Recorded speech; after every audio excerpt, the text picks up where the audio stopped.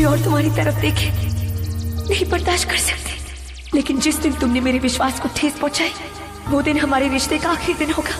SNK DJ आशीष बलिया। दिल तू बनौला हो ऊपर से प्रीत के रोग धरला हो, हसत जिंदगी में कहे आगिया लगौला हो, झूठो के राम जी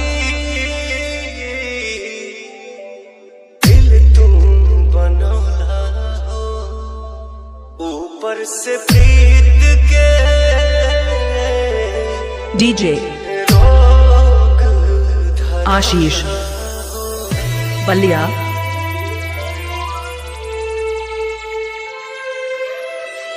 कब नहीं पूरा भइल प्यार के कहानी, कितना दीवाना मरले कितनी दीवानी,